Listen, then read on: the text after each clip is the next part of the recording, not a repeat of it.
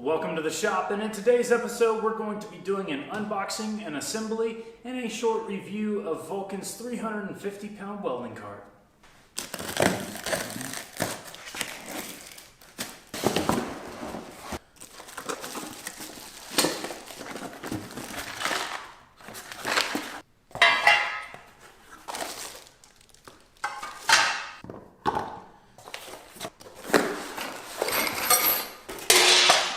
All that's needed to assemble this welding cart is a 10mm socket and a 10mm wrench, or any combination of two 10mm wrenches or two 10mm sockets. I'm opting for a 10mm socket along with a wrench. You'll need an adjustable wrench and or a flat blade screwdriver, whatever your preference is, in order to install the E-clip for the main wheels on the main axle. I'm going to be using the Milwaukee M12 hex driver with a 3/8 drive adapter to fit my 10mm socket on, just to help with the time constraints of assembly and to make this process go a little bit quicker. It's always good practice to, after removing all the components and materials from the box and packaging and accounting for everything to make sure nothing is damaged and all the components are there, to go for the parts list and assembly diagram along with the descriptions and make sure you have the proper materials on hand as well as the quantities.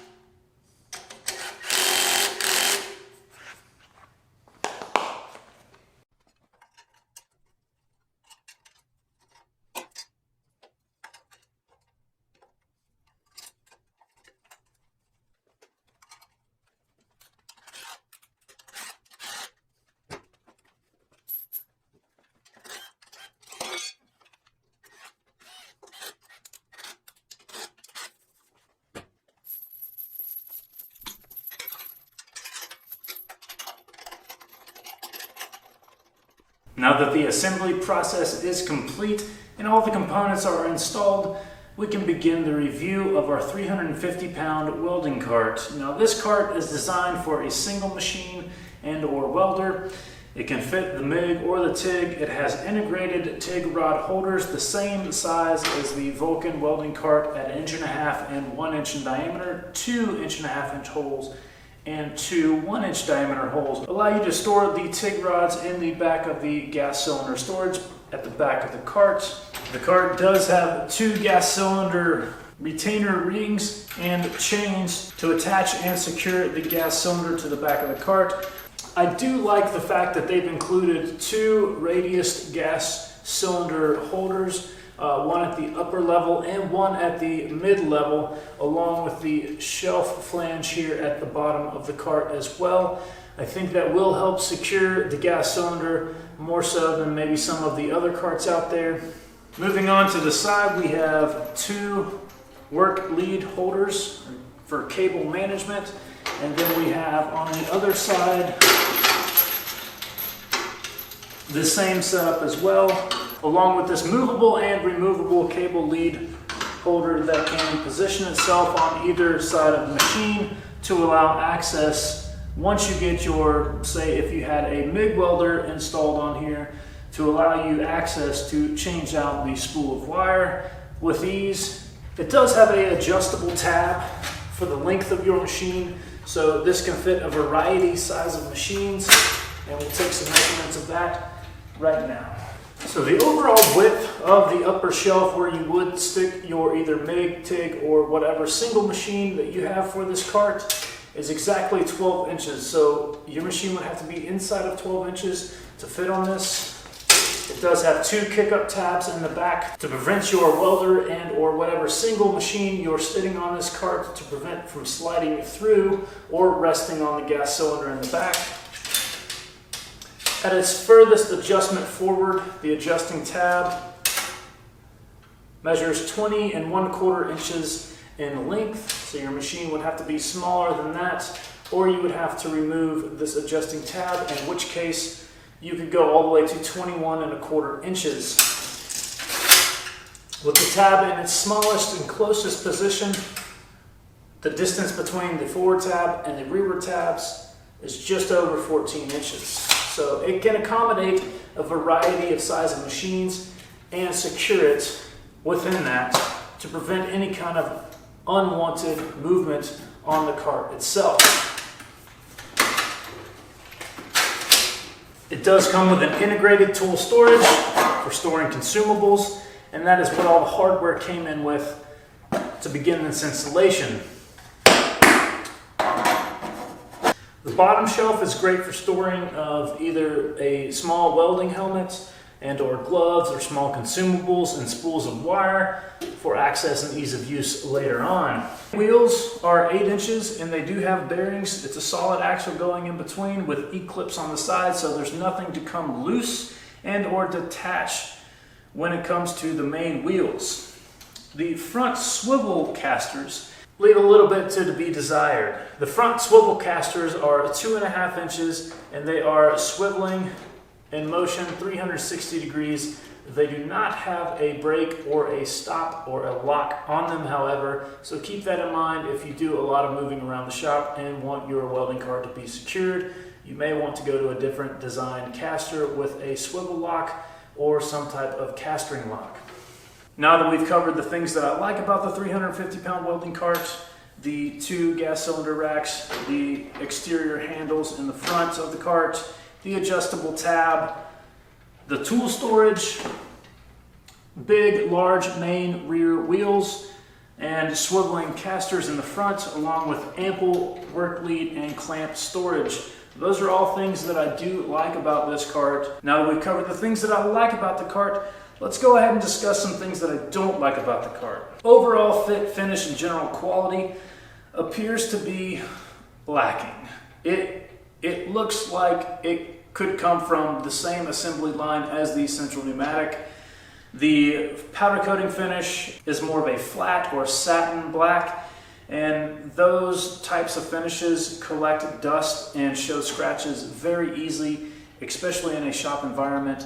One can argue that the gloss finish would show scratches even easier, but the gloss finish of powder coating is actually way easier to clean and keep clean due to the fact that it is a shiny surface.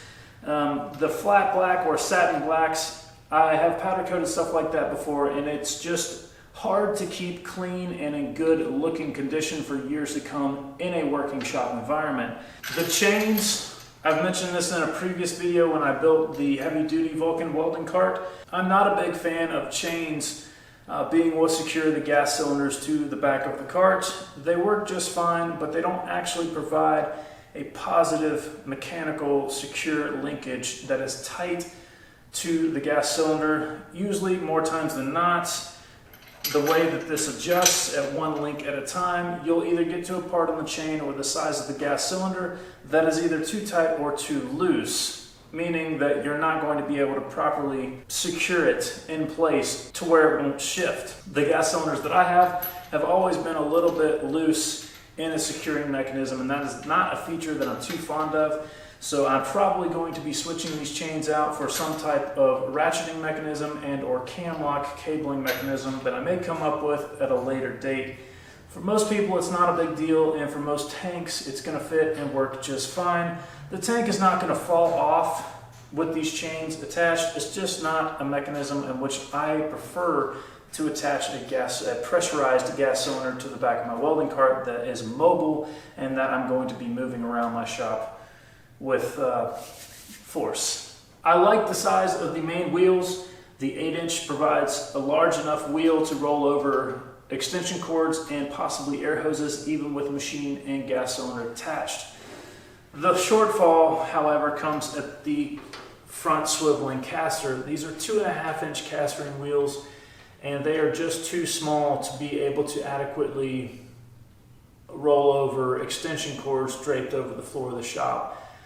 They're definitely not going to run over an air hose, so every time you hit one of those, you're going to have to come to the handle and pick up the front of the machine, so that may or may not matter to you at all. The tool storage, I thought, was a fantastic addition for part of this group, but sadly, this is what all the hardware comes in instead of the vacuum sealed or serrated partitioned plastic cases that have the assemblies and everything all sorted out for you. They just come in this box, and there is no plastic stamping and or labeling to let you know what size or what hardware is included in that. So as far as the assembly process, it's fairly straightforward. The directions aren't super intuitive, but for the most part, you just have to pay attention to where you're putting the spring lock washers and the flat washers, depending on what component you're attaching to. Now, to go over the general quality of fit and finish, it appears that the stands themselves or the shelves are made from 18 gauge steel. That's not that bad. I wish it was 16 gauge, but for the price point, obviously with the coupon, this came from Harbor Freight, and it's normally listed for around $100. The coupon gets it to you for $89, and I will say it is an adequate cart for $90. It does leave a little bit to be desired. The fit, finish, and quality, as well as the hardware, attaching points and things like that. Everything is attached with screws, flat washers, and lock washers. The good news is they give you plenty of lock washers to assure that most of this hardware won't come loose in the future if the spring and lock washer is hardened enough to provide that stoppage force of the screw. As always, with anything that is completely screwed together, I highly recommend the use of medium or blue thread locker if you intend to take off or remove parts in the future. If you do not intend to take off or remove parts in the future, then I recommend red permanent thread locker on all of these bolts. That will help and prevent any of these bolts from coming loose in the future. All of the hardware included in this kit looks to be black oxide coated, and it is M6 by 30 or 35 or 50 mil in length, and it's fairly substandard hardware. Most of the bolts and or nuts that are accessible to those screws are tack welded on the back or spot welded, meaning that if you strip those out, you're going to have to get a much longer bolt and then put in a newer nut on the back side of that. So take that in consideration when longevity comes into play. The nice thing about the handles and this little upper brace here is they actually did go the extra mile and put in some rib nuts or nut certs in there, which is a much higher quality fastener to be using. I wish they would have done that throughout the build and not use those tack welded or spot welded nuts on the back of any of this stuff. Construction appears to be 18 gauge steel for the shelves, and then very thin wall gauge rectangular tubing that is just bent over and shaped. It does have the tubular front arms, but all of it appears to be fairly thin, which leads to kind of a flimsy and rickety welding cart. It's not something indicative, or what I think would be indicative of the Vulcan brand that's trying to maintain that quality image, and it is definitely not reflective of the kind of product that they put out in their heavy-duty welding cart. The 350-pound welding cart single machine is worlds below quality, fit, and finish to that offering of the heavy-duty welding cart. So you might want to take that into consideration when comparing different products along the same name brand. This is definitely a great step up from the Central Pneumatic stamped steel version of the single machine welding cart. And if you're not going to undertake building a welding cart, this is a great step in the right direction to not having to build one yourself and simply purchasing one. The price point is right on par. I think it's worth what I paid for it. Obviously, I wouldn't have bought it if I didn't, but it does leave much to be desired. The quality of hardware is lacking. So much so that even I stripped out a bolt when assembling this thing due to either a burr or some type of weld spatter on one of those nuts that was welded in the back. So you might want to, it's just a quality control issue. You might want to check all your nuts to make sure there's no kind of debris and or weld burrs or weld spatter sitting in and around the threaded hole that will ultimately gouge and strip out your bolts upon installation. So overall, I think it's a great welding cart for a single machine. If this is your first welding cart, this would be a great one to have. I would just go ahead and skip over the Central Pneumatic single welding cart. I've had that version for over 6 years and it has served me well, but it's definitely lacking some features in a welding cart. Mainly front handles, and that was the sole reason that I bought this one. This one is built better than the Central Pneumatic single machine welding cart, but in my opinion, it is not even remotely close to being the same quality, fit, and finish that is offered from the heavy-duty Vulcan welding cart. I'm probably going to do a comparison video of these two side by side, the 350-pound capacity single machine welding cart along next to the heavy-duty welding cart, and kind of show you the differences between the two. If you're interested in that stuff, please comment below and I'll get around to making that video just as soon as I can. Alright, well that was the unboxing, assembly, and short review of the single machine 350-pound Vulcan welding cart from Harbor Freight. If you found this video informative and you got something out of it, please consider hitting that like button. If you want to see more product reviews and or get my take on what I think about this kind of stuff, consider subscribing. If you're going to subscribe, go ahead and turn on your bell notification. That way you get notified just as soon as I post another video. I appreciate it as always, and until next time, thanks for watching this one.